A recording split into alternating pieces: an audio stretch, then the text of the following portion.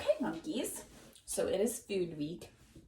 So because it's food week, I want to show you a couple things that you can do with food or pretend food.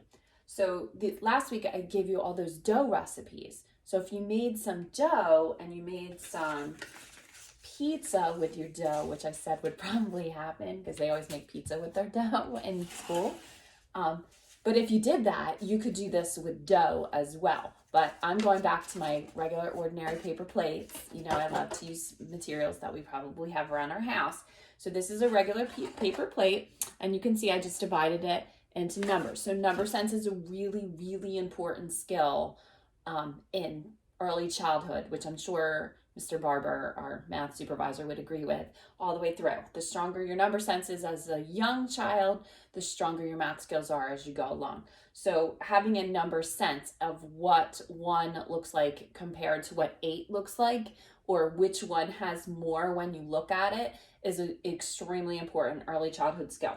So I made a pizza with my paper plates, and you can make a dough with your paper plates, but the idea would be that you would write the numbers, and if you were doing it with the older kids, then use this as fractions, like because there are 8 pieces, this would be 1 piece out of 8, this would be 2 out of 8, so it would be 2 eighths. So you could use this with fractions as well, but we're gonna do just straight number sense. So I did the numbers 1 through 8, and then pizza pieces with those amounts of dots. And the idea would be for you to match it up, the number to the number.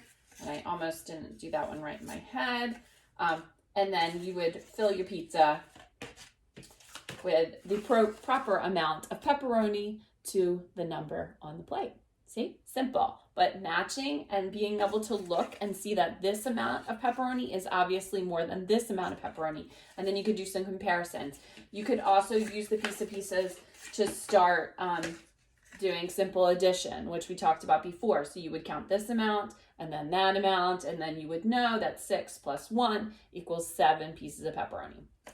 So that's my pizza idea, and you should try that at home.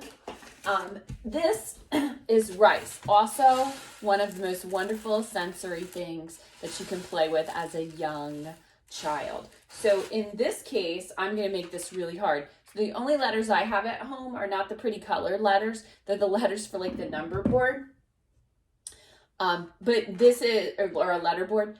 So these are the only letters I have at home. So this would actually be a really hard one, but I would take the letters and literally just bury them in the sand.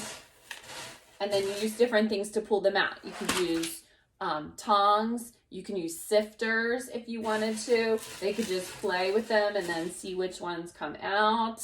And then as you go, have them take the letters out that they find and then see if they can spell words with them. Okay, definitely do their names. So monkeys already have the letter blocks with your names. So you could definitely hide the blocks.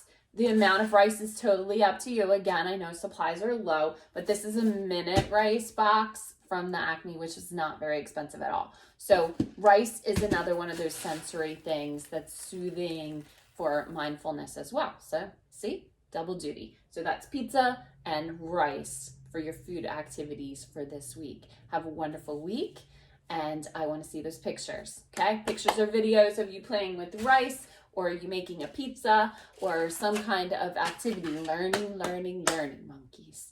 All right, bye-bye.